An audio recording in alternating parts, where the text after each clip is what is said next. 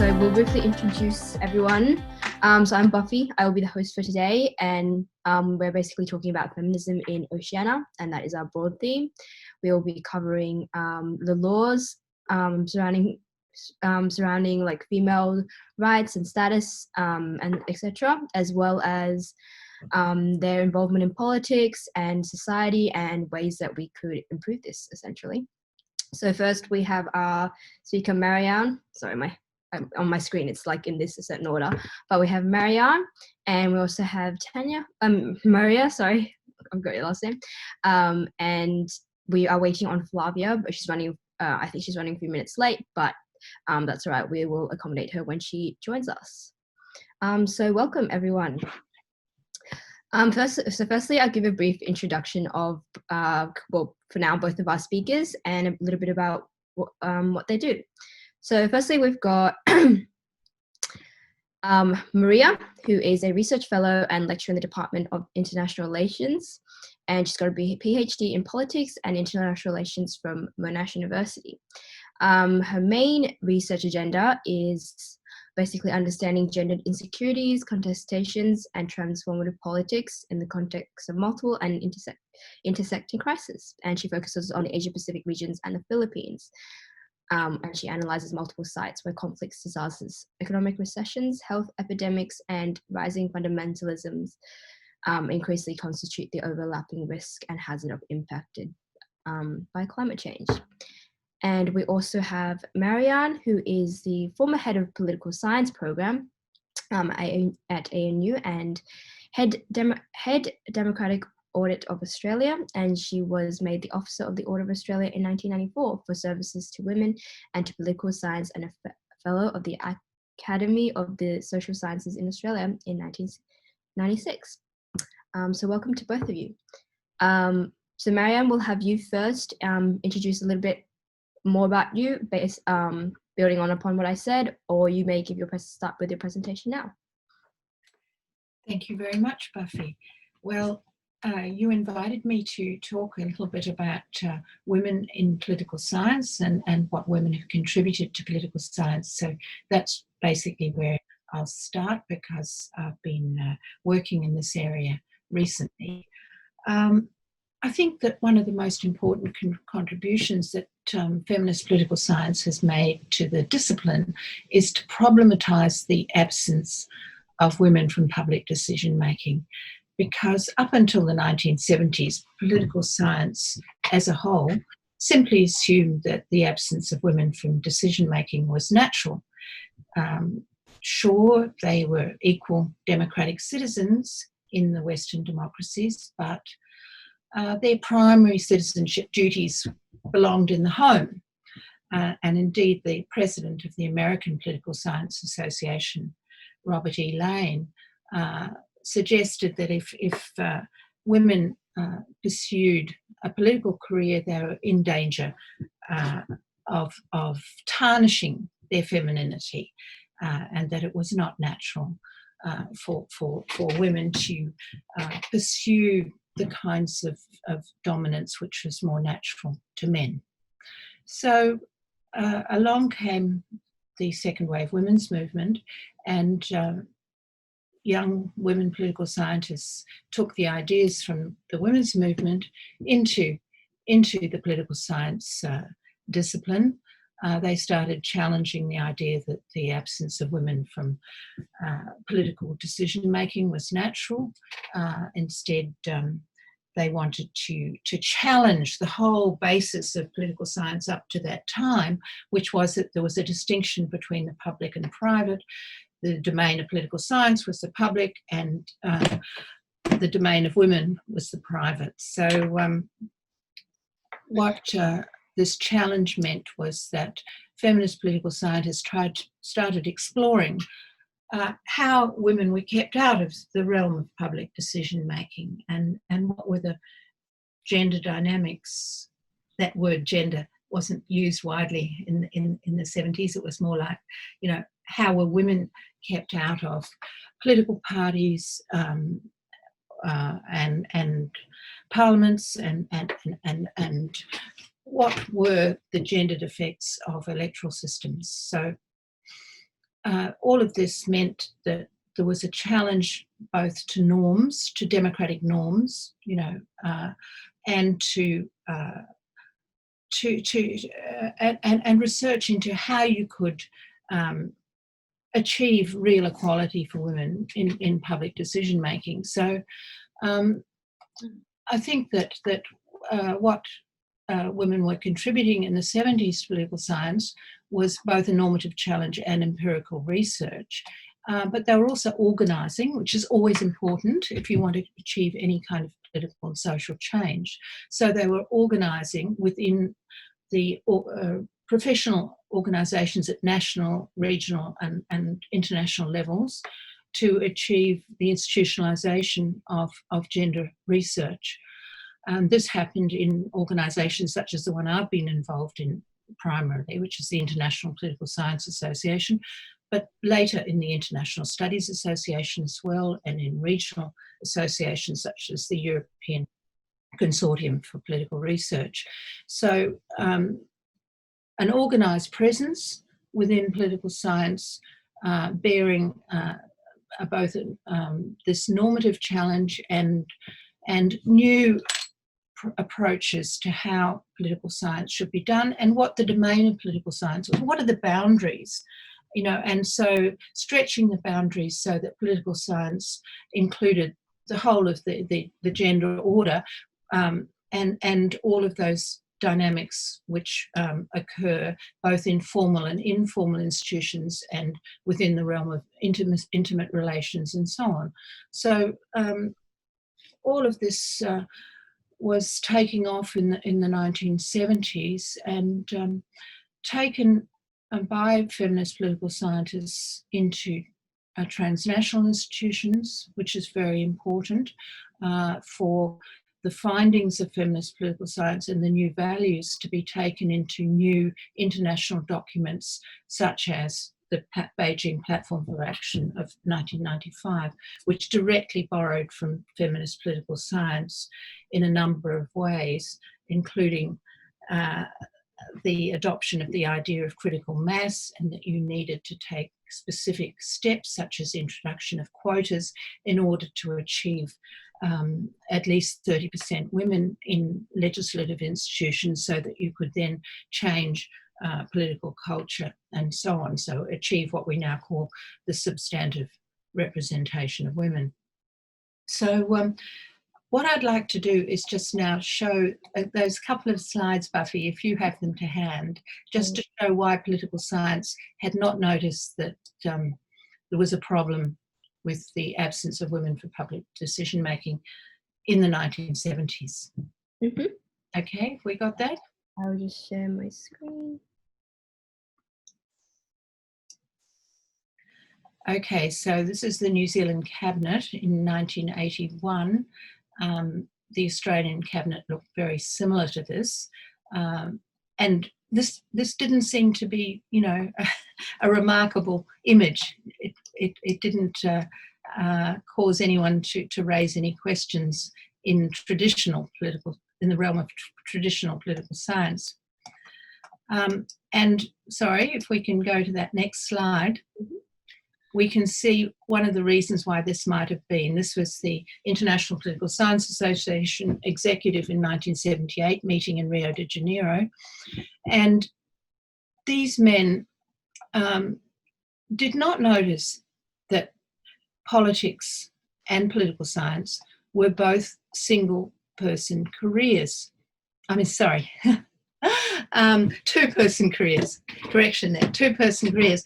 Because while politicians were depending on wives to contribute to their career performance, in the same way, male political scientists of this era were also depending on wives to contribute to their political performance. It was wives who typed out the multiple drafts of their books and so on, and who got thanked in the preface, often without mentioning what their name was, simply, I owe thanks to my wife for her typing numerous drafts without complaint, etc., etc. You know, this is very, very standard preface in political science books of that era. And I'm afraid right up until the present, we can still find multiple examples of that. So, but because of feminist organising, the face of political science, we can do away with that now, Buffy. We can end share screen, if you don't mind. Put it right away somewhere. One moment. Yeah, apologies, my thing has just... Sorry, the button's just hard to find. Ah, okay. Well done, well done. That kind of image of the executive of the International Political Science Association does not equate to where IAPSS is now, because of feminist organising within IAPSS, as within other political science bodies. Now you have roughly 50% women in the executive, and you have adopted the convention that it's normal to alternate the president of the association, so that between men and women. So all of these things have happened over this period, which means that political science has been able to turn its attention to a whole raft of issues which were once regarded as outside the domain of political science, including one of the issues which is quite prominent at the moment, which is the kind of semiotic violence so prevalent online and conducted against women who take up political roles, particularly political roles that challenge existing gender or racial order. So there's a whole new range of subjects which have entered into political science, and I think that the other speakers will talk more exactly about how this is happening in the countries of Oceania. I've just been giving a very general overview of progress within political science, and of course within international relations as well, as it's expanded the boundaries of international relations beyond those formal state actors that were once the primary focus of attention. Thank you. No problem. That was very insightful. Thank you for sharing that. I'm just going to briefly introduce Flavia. We managed to catch her in the introduction. So Flavia Zimmerman is an international relations analyst who's published extensively in the field of Brazilian politics and society, and she's currently a teaching fellow and a doctoral candidate at the University of Western Australia of Social Science, Political Science and International Relations. So welcome, Flavia. Thank you for joining us. And thank you for having us, and thank you for facilitating this very insightful discussion. So I am the second speaker. We've got Maria as the second speaker, and then we have you to follow up. Awesome. Okay, we'll have Maria now maybe give a brief introduction following what Marianne has said. Yeah, great. Thank you so much. So it's a pleasure to be joining you all virtually. I'd like to acknowledge the work that IAPSS has done, but I also want to acknowledge and celebrate the first Australians on whose traditional lands we meet, and pay our respect to elders present, past, and emerging. I was also equally fascinated by Professor Sar's presentation, because the link is, in my own research, I see a clear link between how notions of peace and security tend to be reproduced in very narrow sense, in terms of very state-centric, military, and the privileging of economic notions of security, because I think, as Professor Sar has expounded, the discipline of politics and international relations continues to be shaped by that male-dominated history that it has had. So I think to sort of forge that connection between Professor Saar's presentation showing the position or status of women political scientists and international relations scholars is to question how that shapes our global understanding of peace and security. Because my research is interested in how crises, particularly the ones that we are very much experiencing at the moment with COVID-19, but also climate change, and in many parts of Asia Pacific, ongoing hypermasculine leadership, very authoritarian responses to crisis response, and a very narrow understanding of what the economic consequences of crises are. And I try and understand that by looking at the role of gender in shaping not just women's and men's participation in times of crises in very different ways, but also fundamentally how we understand peace and security in gendered ways. And so going with the theme of this seminar, I'd like to emphasize at least two main points, and in a way to understand what is happening with women's status and understanding Oceania or Asia Pacific, of which a concept, the label that I'm more comfortable working with. So I was recently part of a global collaborative research project led by UN Environment, looking at the intersection of gender, climate, and security. And here, in this initiative, I contribute on the Asia Pacific regional case study in terms of understanding how has climate change how climate change is shaping the nature of multiple intersecting forms of crises. And by that, I look at, as the region is facing protracted ongoing conflicts, it is also at the same time dealing with a range of environmental disasters, some of which are not linked to climate change, but also various forms of pre-existing gender-based violence. And one of that I've done a great deal of research on is women's sexual and reproductive rights in crisis settings.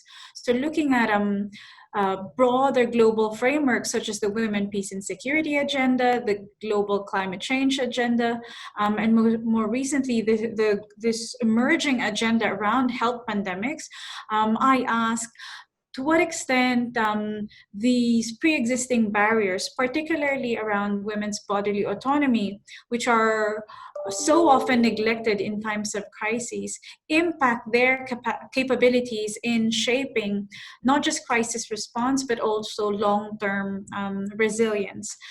And second, the way in which, because we're not seeing broad-based participation in crisis response from women across different groups, to what extent is that reproducing a very narrow form of understanding peace and security? The evidence that's emerging, including, and I will share the link for this recently launched UN Environment report around gender, climate, and security, is that we are seeing on that first point, the real impacts of failures in crisis response. So when there are gaps, gendered gaps in crisis response, whether we're looking at COVID-19, and there's a space for that later on in the Q&A for those who are interested, or in gender gaps in climate change responses, or gendered gaps in conflict response, we are seeing that women and girls tend to bear the burdens of these failures disproportionately. And it comes in compounded or accumulation of harms, because they tend to be the primary caregivers, and therefore they the well-being of the families and communities in times of before, during, and after crises tend to be on them. And often in these very everyday experiences of crises, women forego their own health in order to provide care for their families and communities. And when they are unable to care for themselves, they are least likely to even have the time and the energy to participate, as well as the information to participate fully and on equal footing in these crisis decision making, let alone at the global level. And then secondly, we are seeing as part of that accumulation of harms is that we aren't getting a clearer picture of how climate change, especially in the Asia Pacific, is reversing whatever peace and security gains we have had in certain pockets of the region. So, for example, in the Philippines, there was recently a peace agreement signed, and the country for the area affected by conflict and has had a peace agreement, it is now transitioning towards peace. But because of climate change and now more recently COVID-19, these efforts are rendered fragile, and emerging evidence show that it is reversing some of those gains, rather unfortunately. So these sort of situations alert us to what extent, because first, we're not seeing broad-based participation in crisis response and long-term resilience building from women, they are more likely not going to get the services that distinctly impact them, such as sexual and reproductive health, and more importantly, the resourcing of these services. But also second, that we are even farther away from understanding what is the nature of the security threats that we are going to experience in the coming years as we experience more and more of these simultaneous and intersecting crises, precisely because we are not hearing those voices from various areas that are on the front lines of crises, and particularly women's voices. So I think that would be my setting the scene in terms of how do we begin mapping women's status, and drawing on my recent research on understanding how multiple forms of crises are intersecting in the Asia Pacific. Thank you. Oh, thank you very much. Next we have Flavia, which is actually a very good addition to what you've just said. So she's following up on basically women's status post-COVID. So that links very nicely to what you said. Flavia, yeah. Absolutely. So before I just start my opening remarks, I would like to thank Dr. Tenieng and Professor Sowers for very insightful initial remarks. And I remember previous discussions that I had with Dr. Tenieng regarding the rise of authoritarianism in the world, and the resurgence, better saying, and particularly far-right leaders such as Bolsonaro in Brazil. I would regard that Donald Trump falls into this category, and in the Philippines, Duterte and the increasing difficulties for women's voices to be heard in this environment. So I just wanted to, because perhaps for the Q&A, we can come back to this point, because it's a very important thing for us to reflect upon. So I'll be discussing and giving an overview of gender mainstreaming in Australia. So in this presentation, I'll first lay out what I regard as the most important policies to bring women's voices into the forefront of Australian politics, and Australia, particularly with the Women, Peace and Security agenda, which very much reflects the UN's Women, Gender, Peace and Security agenda. But Australia have enacted its own action plan.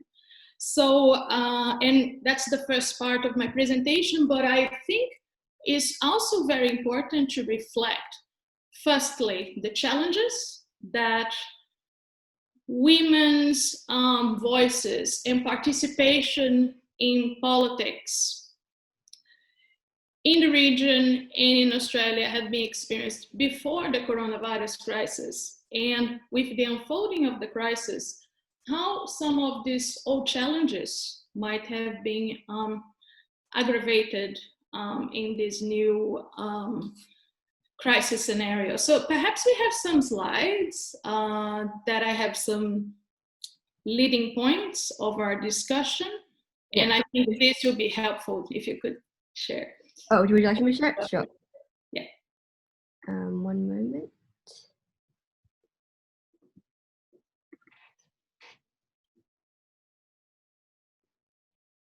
And this is just an overview so that we can set our discussion. Australian posturing in the region, leading policies, Australian posturing in the region and domestically, the leading trends, let's put it this way. So can you go to the second slide, please? All right, thanks. So as I was mentioning, I regard as a very important policy for Australia the Women, Peace and Security Agenda. It is based on Security Resolution 1325 from 2000 from the United Nations.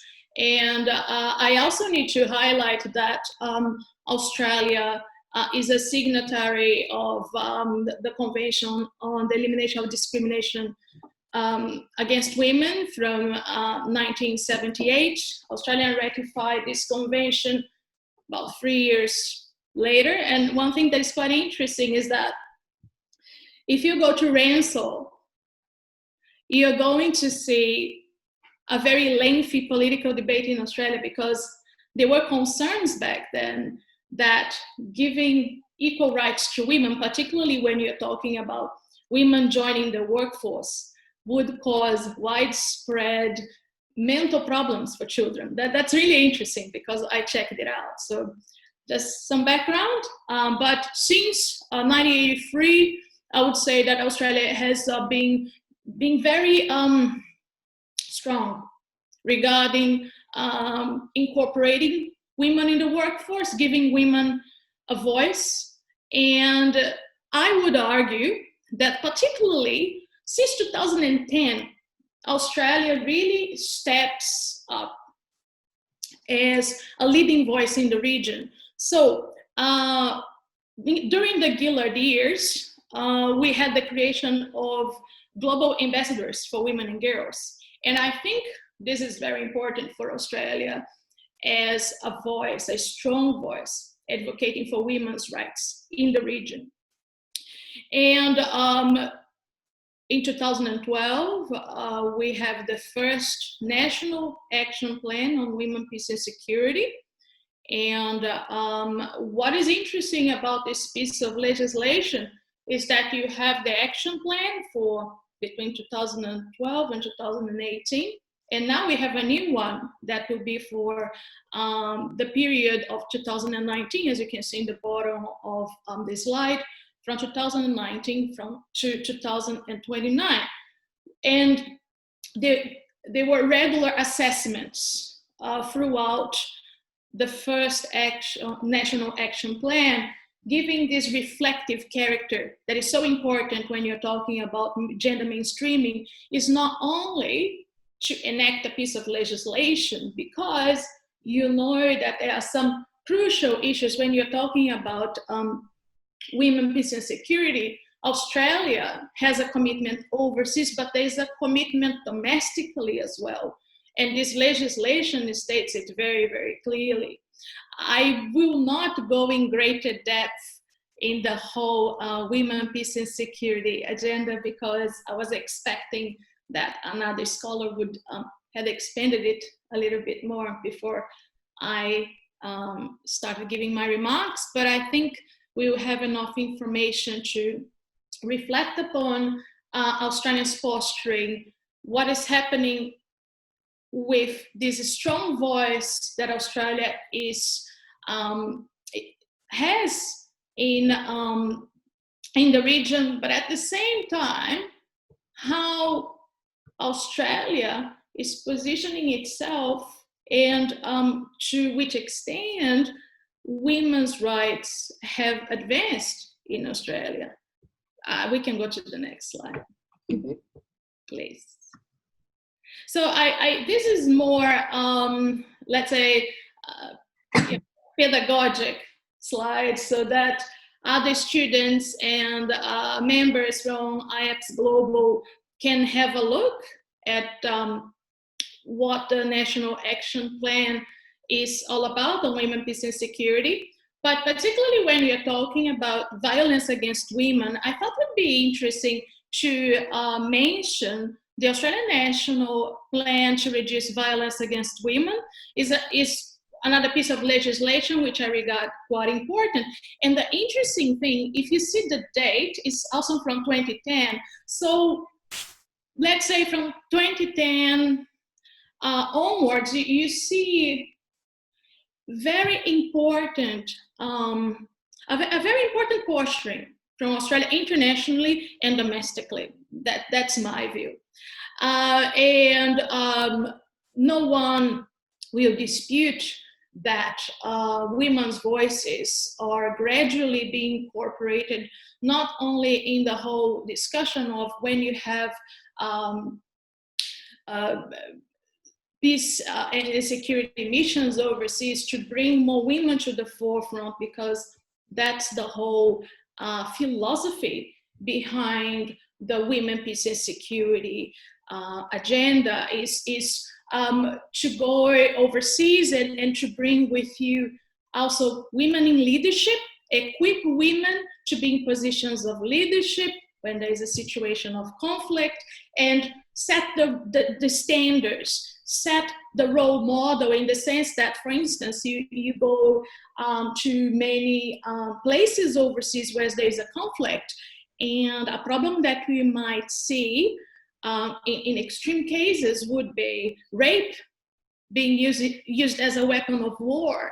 And when you incorporate women in the development of and restructuring of that society, which was broken apart by conflict, you just send the signals that women, they can do jobs as well as men. So it's just so extremely powerful, because there's where, if you have a piece of legislation and you don't have actually role models and leadership and mentoring where women are taking these positions, nothing will actually change. And this is Australia's posturing overseas. This is very strong, this is very powerful. I think I contend that since 2010, it is a very important shift in Australia's mission in the region and domestically as well. Like, women matter, their voices matter. If you want to deal with violence against women, we must incorporate them in positions of leadership, and we need to mentor new women to carry on this mission. Otherwise, it's just, dead letter. This is not going to come ever, to be a reality. So this is what I contend. So next slide, please. I'm trying to talk a lot about the positive things before we go into the challenges, because that's another interesting thing. Like in Australia's women, peace and security agenda, it is very, very clear that is not only a commitment overseas. And Australia has been done amazing things. Please don't get me wrong. And it's something to be excited about. It's something that we need to keep highlighting as a very important voice in our region. And there's a domestic component of this agenda. And I thought it would be really interesting, good food for thought. We can pave the way for change and for real equality if we reflect on the challenges.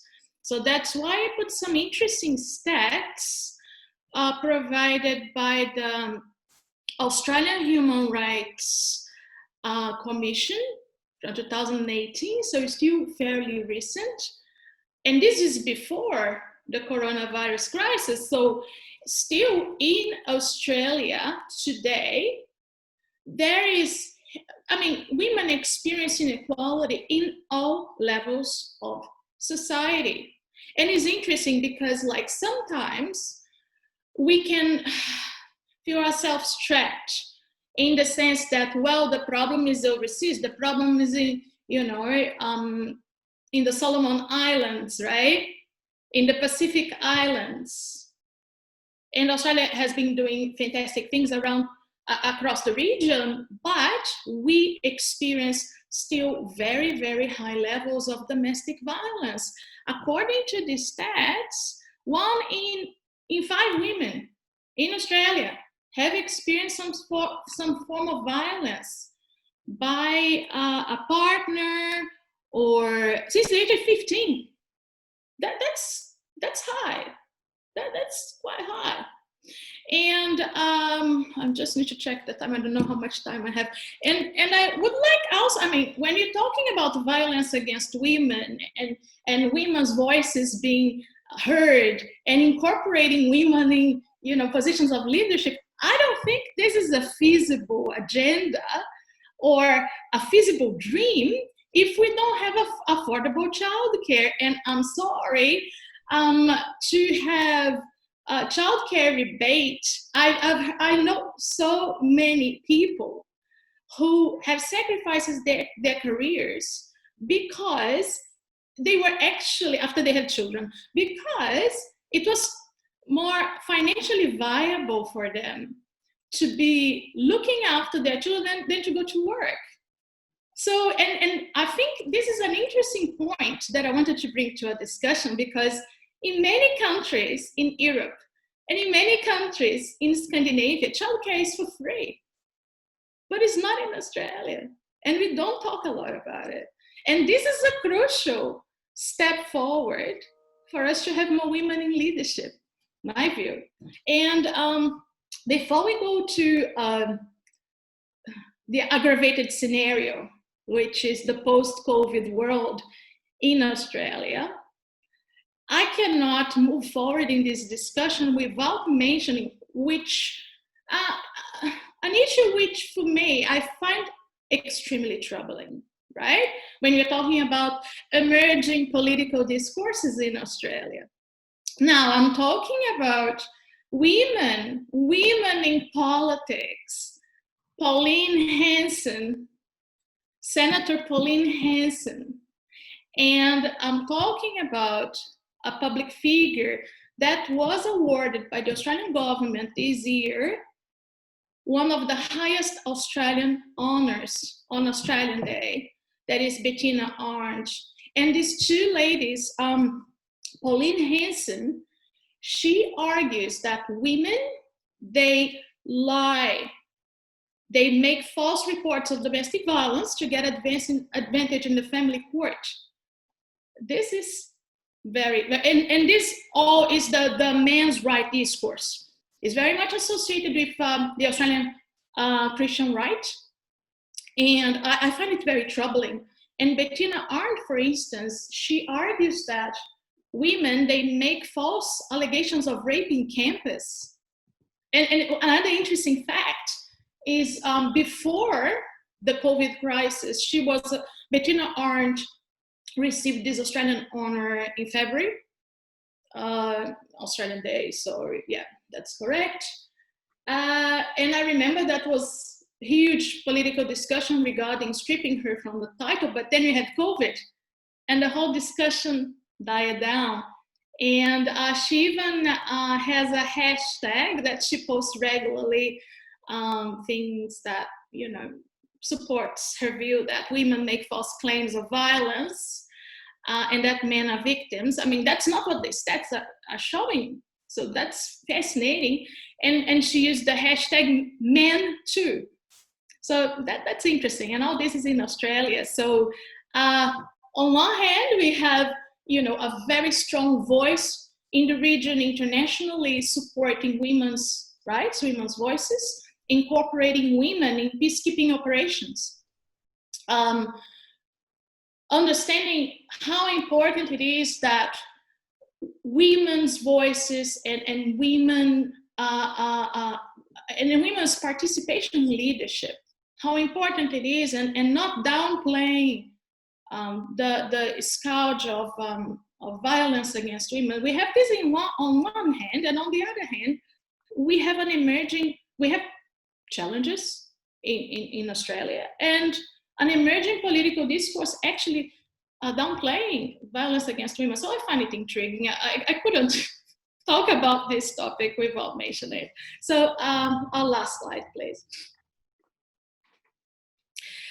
Now, the post-coronavirus challenges. I find these figures quite troubling. This source is from ABC News and from a recent survey by EY. In every single field, when we're talking about women's employment post-COVID, in every single field, women lost more jobs than men. And one thing that is interesting to reflect upon when we are talking about, the relationship of violence against women, and to change the mentality, to change society and incorporate women's voices in leadership, how important it is to have powerful women in key positions, bringing women's voice into the discussion. But still, women, they tend to hold casual jobs. They are still in a situation in the Australian workforce which is far more vulnerable than men's, and we can see on these figures. So this is quite troubling. Another problem that is not only in Australia, is all over the world when we're talking about lockdowns and self-isolation. We have a spike in interpartner violence and domestic violence. And I was shocked to hear, for instance, in Queensland, apparently there is a rising 75% in domestic violence occurrence. So that's a matter of great concern. On a positive note, federal and state governments, they have been very proactive in this regard, including the federal government launched is pumping $150 million in a national campaign, awareness against domestic violence, etc. But I must confess that I haven't heard the federal government stating clearly that women are in greater risk of domestic violence than men. They acknowledge that domestic violence is a problem, but I find it troubling that before COVID, you had the men's rights discourse emerging in the Australian political discourse, and then there is no clear acknowledgement during the coronavirus crisis that women are in far greater risk than men. So that's a point that I would like to bring to a discussion. A very positive initiative from the Australian government was free childcare for all families throughout the coronavirus crisis. Having said that, this will finish now at the end of June, and take into consideration the staggering figures which show women's vulnerability in the workplace, that they, in a faster and higher rate than men, they are losing their jobs. I find it intriguing that there is no true political will to keep free childcare, which is feasible. The government has the money. Just think about a government initiative called JobKeeper, that they had still $60 billion that they didn't need to use, but the money is there. So why they don't use it to give free childcare? So these women who lost their jobs, they still have a platform that they can look for alternative employment, perhaps get a education. Well, use their time, their available time, to pursue their careers and invest on themselves. But I dare to say that there is no political will in Australia, and that's quite disappointing. So I think last slide is just conclusions. Yes, it's just me, ruminating and thinking about everything that has been said. So yes, my final remarks would emphasize that Australia has a very strong voice in Oceania, in this region, and women, peace and security is a very important part of it, and recognizes the need to incorporate women in peacekeeping operations, and throughout society, how it's important to have powerful women, powerful role models to bring women's voices into the discussion, but also mentor the new generation and just reshape society, just allow people to reflect on old stigmas and old stereotypes that they are not real, that women can do the same jobs as men. So this is something extremely positive, but we need to remember that Australia's commitment with the Women, Peace and Security agenda is international and domestic. And I find it disappointing to see that women are still experiencing inequality in Australia in all fields. And this is something which needs to change. And it's very sad to acknowledge that the coronavirus crisis even aggravates these existing inequalities. And in my view, this is something the Australian government must take very seriously, must acknowledge and address in a very, very positive way, and should be in the forefront of our political agenda. Thank you. Thank you very much, Flavia, for sharing that with us. So Professor Tanyag has to leave at 2, so we might ask one general question in which all of you will provide an answer, and then we'll move on to the Q&A, in which if any of the audience members have a question addressed to any of you, you can answer it, and we will go from there. So following on from what Flavia has just said, the UN Women was founded in 2010, and since then a lot of change has happened, both from when the UN legislations that have been passed and they have tried to implement around the world. And Australia has definitely been one to take that on board and continuing to basically create gender equality. So from all of your perspectives, given all your expertise, what is something you think that we could change either through culturally, through legislation, or through other means such as education, or any sort of method that you think would be best to change the situation that is currently happening right now? As you know, just because you change legislation doesn't mean you change culture, and it doesn't mean that actual change will happen. So yeah, we'll go from the top. Let's start with Professor Sauer. Oh, thank you, Buffy. I would like to, make a few comments on how we make progress on gender equality. And first, we need governments to commit to having a gender equality program which applies domestically as well as overseas. In Western countries like Australia, UK and so on, the emphasis now is on overseas rather than domestically. So we're not bringing together all the elements of a program for gender equality. We need a body which will oversight that. We can't just make individual women leaders responsible for making governments accountable for implementing programs to advance gender equality. We need parliamentary bodies like other democracies have, which Australia has always lagged behind on. We've been good at bureaucratic invention, but not so good at parliamentary invention.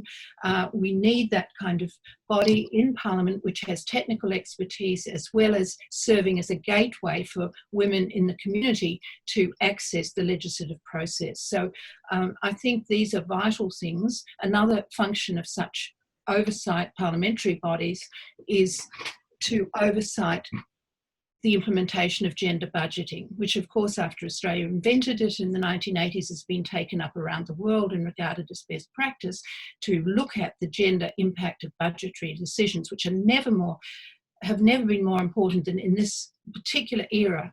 What we're looking to now is post-corona reconstruction, and so far the kind of plans that have been foreshadowed have contained no proper gender analysis. I mean, there are plans to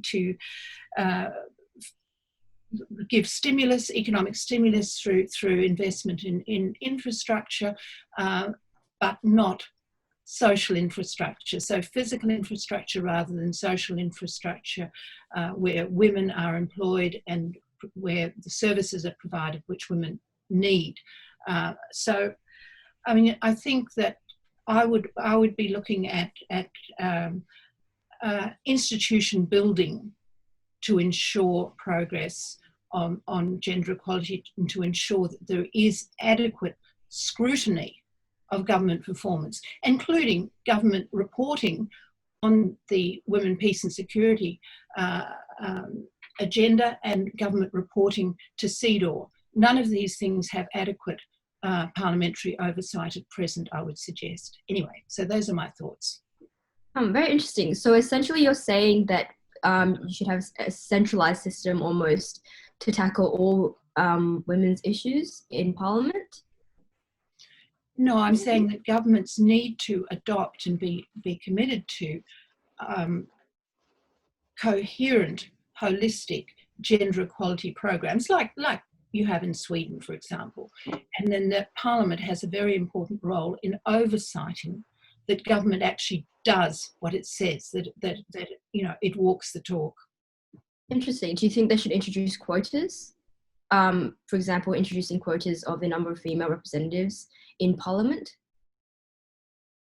Well, we do have quotas, in the Labor Party. It's quite difficult to introduce quotas where you have single member electorates, because the accusation is always that you're destroying local democracy if you have interference from the centre to ensure quotas at a local level.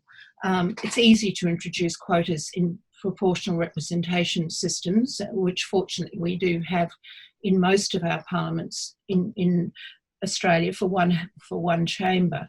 But I wouldn't say that quotas are really the answer to progress in gender equality.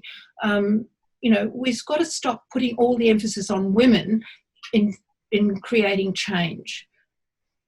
It's the responsibility of parliaments to make progress and to ensure progress towards gender equality. It shouldn't just be seen as a gender-specific responsibility. So that's what I'd say about that, I think.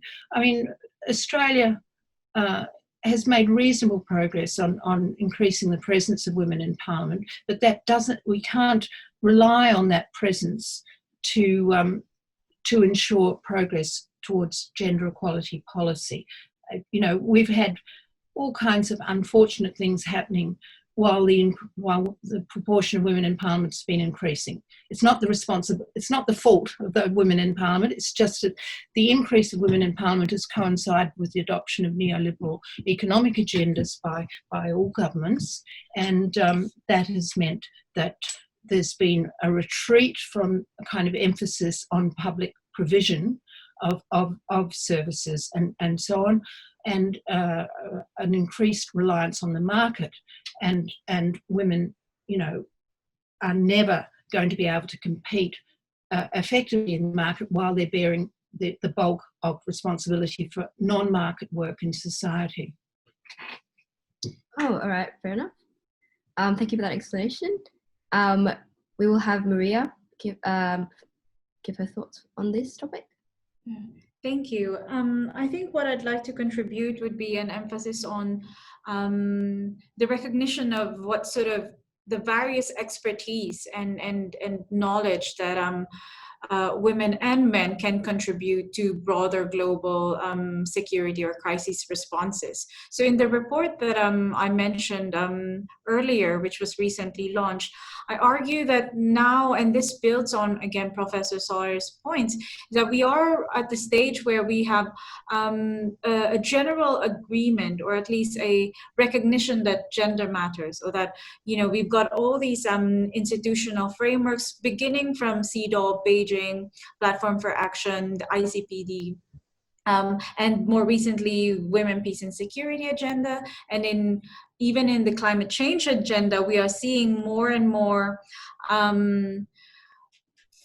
recognition that gender mainstreaming needs to be applied across all forms of environmental or resource management, conflict prevention, as it intersects with conflict-based resources, resource-based conflicts, and all of that. However, what we are seeing is that rather than women's voices and the role of gender in shaping different experiences of crises as an alarm bell that signals where we should be paying attention to and what sort of vulnerabilities we are talking about, and more importantly, what sort of solutions we should be having those discussions for. We're seeing gender is being reduced as a background noise, right? It is being reduced or depoliticized in a way that it becomes a box ticking exercise, and more to the point that we are seeing the language of participation reduced as a bureaucratic exercise. So there's the concept of the tyranny of participation, where by virtue of attending, women's attendance, for example, in meetings or in consultation processes, are already accepted as a form of gender inclusion. And yet women who have been in these positions feel that they really didn't make any difference, that the agenda has already been set. And again, we can look at comparisons on conflict, disaster prevention, or even more recently in COVID, with future research to look at the inclusion of women being seen as a rubber stamp, rather than them fundamentally shaping the agenda, how we understand crises, and ultimately what sort of solutions we should be mobilizing. So it is rather unfortunate that while we are having a greater recognition, at least at the policy level, globally and at national levels, with action plans mentioning the importance of gender equality for long-term resilience, in practice there are real troubling trends that globally other researchers are seeing, and I myself would argue we are seeing in the Asia Pacific, and that this is being reduced in very uncritical or counterproductive ways, and ironically is also complicit in reproducing a very neoliberal, narrow understanding of peace and security. So this is, I argue, something that we need to pay attention to, the ways in which the language, feminist language and feminist agendas are being co-opted in the service of very narrow implementation of agendas, which are initially been advanced by radical feminist activism and mobilization globally. Interesting. All right, Flavia, would you like to follow up on that? Well, thank you so much. And yes, just expanding a little bit more what Professor Sawyer and Dr. Tenyang were sharing with us, I would support a holistic approach. And it is really interesting when we think about the creation of bodies that would monitor to which extent policies such as the Women, Peace and Security, CEDAW, are truly being effective. I think that's crucial. Having said that, do we have currently political will in Australia to create such platforms? So I would argue that academics and activists, they can play a role in keeping the government accountable so that bodies, because this is actually fundamental, and I would like to thank Professor Sowers to bring this into our discussion. We desperately need bodies to hold the government accountable regarding the impact of such policies, like to which extent this is really transforming lives, to which extent women, and now continue what Dr. Tenieng was sharing with us, to ensure that women in politics, or women when they are in positions of leadership, or when they join debates, when they are part of political discussion, they are not just tokenistic figures that you can say, you can go and tick a box and say, well, we are following gender guidelines, there is a gender ratio, women and men's representation, everything is fine, when it's not.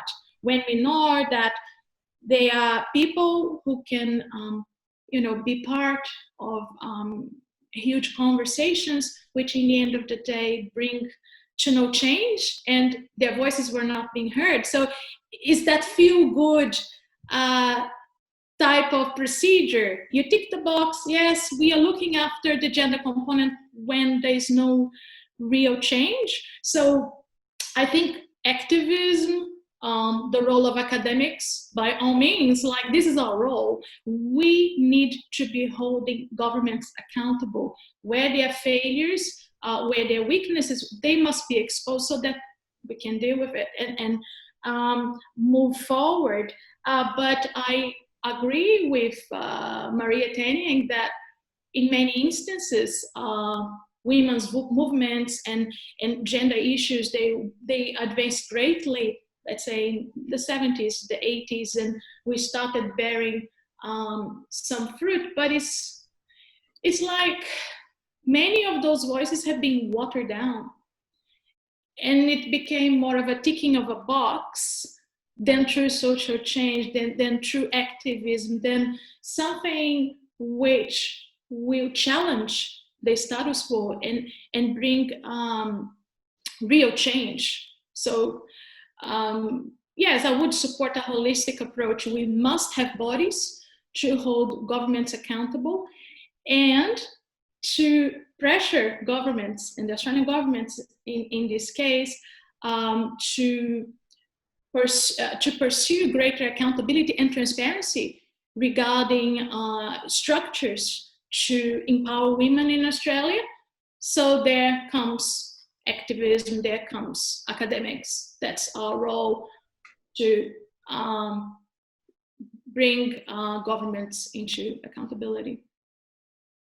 Oh, very interesting. That's a very good point, actually. I think culturally speaking is, like, in terms of culture, is what needs to change, rather than either purely through legislation or purely through activism.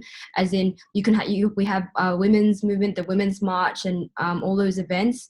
But just because those events happen doesn't mean any real change just happened. Their voices are just loud. People advocate for women's rights, and then maybe quotas are introduced in companies. You meet 50% women and 50% men, but no actual change. Men don't treat women differently just because they are now in the workforce. They are still treated the same, and that prevents their progression to being in the very top tier positions. I've read a lot of statistics that say that women typically, even though there are a lot more women in the workforce these days, they are still at the bottom ranks. And even the ones who progress, they rarely ever become CEOs. They rarely ever become the top managerial positions, which I still think is an issue, although that is changing in many fields, especially in the science research field. So that's a very interesting point. Unfortunately, Professor Tenieng does have to leave. So thank you very much for joining us. We really appreciate it. Thank you so much. And again, I thank my co-panelists for a very encouraging and insightful session. I'm sorry to be leaving now, but I hope you have a good discussion. And please stay in touch if you need further clarification or questions from my end. Thank you. Sure. Thank you for joining us. We will now open for Q&A. I will just unmute the rest of the speakers so that they may ask questions. or anything like that. Maybe they'll can ask it in chat, or if they're happy to speak in person, that is fine too.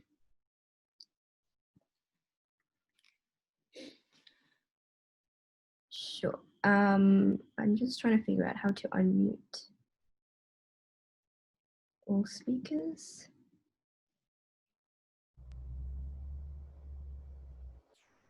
All right, first off, does anyone have any questions, or any question to any specific in one of the speakers? Yeah, I have a question. Sure. Can you hear me? Go ahead, Zach. Yes, we can. Will the rise of simultaneous crises cause an even bigger rise of authoritarianism? And what does this mean for women? Will the inequalities be exacerbated again, like we've seen during COVID? Does Maya or Flavia want to answer that question? Yes, I'm happy to answer this question.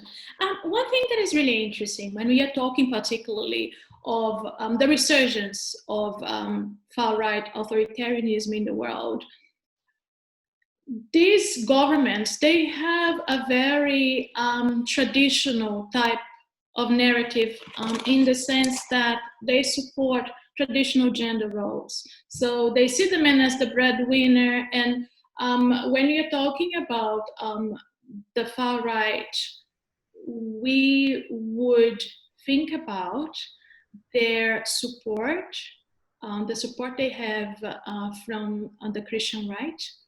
So they embrace a very conservative view of what a family should be. So in their view, a family with children, the mother needs to stay at home looking after the children. So when you're thinking about gender rights and women's participation in the workforce, when you're talking about the rise of far-right authoritarian governments, this is a very dangerous political environment. And in places as Brazil, I can talk about it with confidence that there is a huge political polarization. So you have the authoritarian leader, you have his support base, which is very conservative and very anti-women's rights, openly. They say openly that feminism is, a communist idea, and that they're against the family, they want to destroy the family. That's the type of narrative that they support. And on the other hand, you have people who are more progressive and support women's participation in the workforce. But you see these political actors clashing in Brazil at the moment, and the government is being extremely aggressive in changing legislation which would protect women's rights, and they are openly, even through the educational system, trying to rewrite history books, for instance, and trying to recalibrate how you frame what women's rights are. So it's a matter of great concern, I would say. Do you see the situation changing in Brazil anytime soon? Well, that's a good one. Look, I wish things would change, but at the moment when you're talking about Brazilian politics, it is, I have the confidence to state that today the Brazilian government under Bolsonaro is increasingly becoming a military regime by stealth. What I mean by this is that is a democratically elected government, but they are very aggressively changing our legislation. Most of his ministers, they're military men. Even the Minister for Health is a military man, the acting Minister for Health. So it's very complicated. I don't see any change coming to Brazil in the foreseeable future. And I fear, I mean, there are anti-democracy protests, and in these anti-democracy protests, they are asking for a military coup, and these anti-democracy protests, they are also very anti-women, anti-feminism, so it's troubling to watch from afar, but regrettably, I don't see any change for, coming back to a more seasoned government and, respecting different voices. I see an increasing centralization of power, I would even say, because it's what Bolsonaro is trying to do. We still have democratic institutions, and they are fighting, trying to curb Bolsonaro's thirst for power, but taking into account a history that Brazil has of past military dictatorship and a very authoritarian line of government throughout the Republic. I find it very difficult to change in the next few years. Thank you so much. Thank you, Flavia, for answering that. Does anyone have any other questions? Or do any of the speakers want to address a point that they didn't get a chance to address earlier? I suppose I might just take up a point that Flavia made earlier before she was talking about, this very scary rise of radical right populism around the world. But before that, Flavia was talking about the importance of community organisations in ensuring accountability for gender mainstreaming and so on. And I think, this is really important point, and we should be supporting the work done by organisations like the Women's Electoral Lobby, like the National Foundation for Australian Women and so on, in trying to scrutinise what the parties are presenting to the electorate at elections. Because we're finding that major parties are sometimes not producing a women's policy, and nobody's, holding them sufficiently to account. So we need to support the efforts to do that.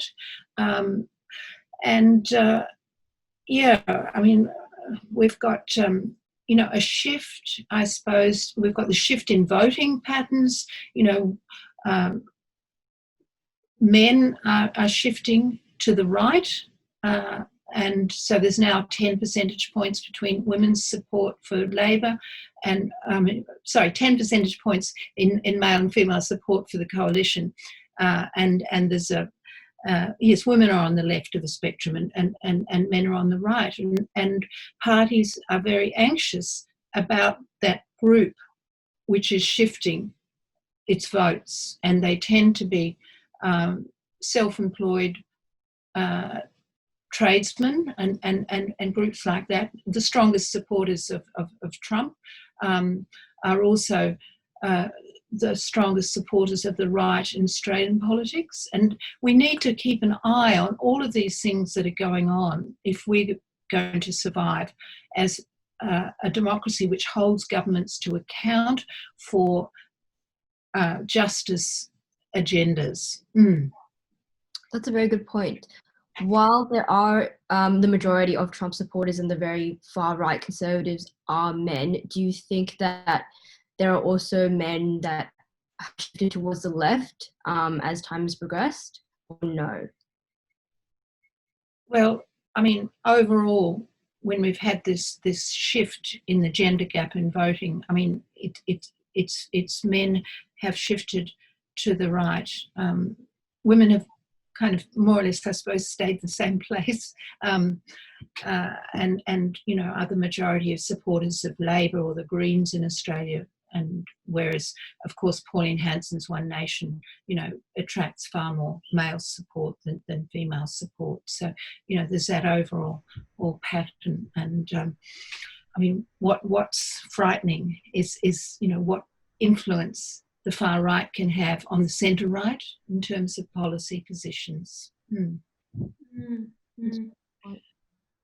Yeah, thank you, Professor Salvers. One thing that I find intriguing when we are talking about this very radical discourse from mostly, I would say, white men, that is very much, anti-women and just, supporting neoliberal forces. The problem is some political discourses, I would argue that they are like poison. So even though if you are not supporting those very radical narratives because they're back and they are legitimized by a group of people, you are shifting in the center the entire political discourse to a far more divisive and radicalized political discourse.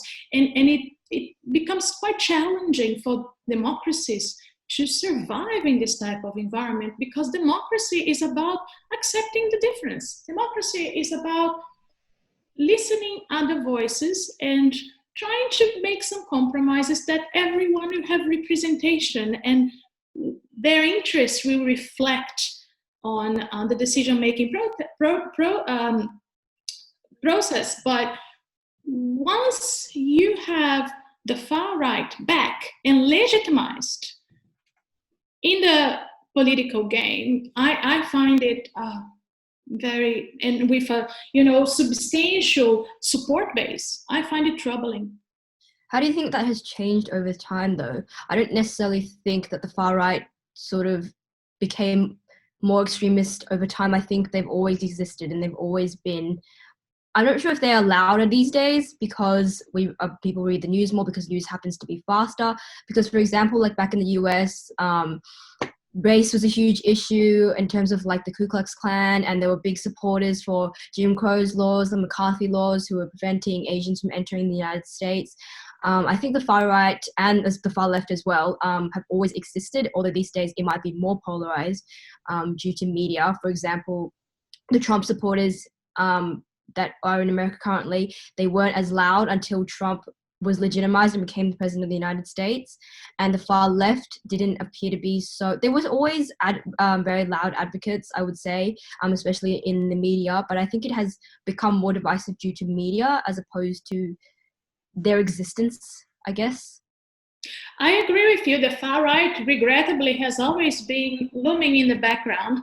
But a couple of years ago, there are things which are said today by a US president that they are absolutely unthinkable even 30, 40 years ago. So the problem is this political discourse has always been around, but once it gets presidential legitimacy, I think it brings to another level. It's just, endorsing hate. It's just endorsing division, not governing for the people. That's the big problem that we have with the global rise of populism and the far right. And when we're talking about women, we are still fighting for greater representation. So our achievements, I would say, are still pretty fragile. And these people today in power, they want to completely restructure the few structural battles that we won in the past. They just want to scrape it and just re-engineer society reflecting their views, and everyone who doesn't support their views is their enemy. So I agree with you, these voices have been around, absolutely, the Ku Klux Klan, all these people have been around, but they were named and shamed, and as far as I know, the Ku Klux Klan was made illegal, right? Yes. Yes. So we have, I need to say this, there was recently an anti-democracy protest in Brazil where people were holding torches like the Ku Klux Klan and masks. So when these symbols of hate are legitimized by governments, I think it's time for deep reflection and action against it. But regrettably, no, we didn't have this level of legitimacy and support to the far right, perhaps since the 1920s. But I think that Buffy was making a very important point about media, because the digital transformation of politics is enhancing the power of the far right. Initially, when the internet became available as a political tool, it was the left who were using it most effectively. That's no longer the case, and this has indeed, augmented very substantially the power of the far right, I'm afraid.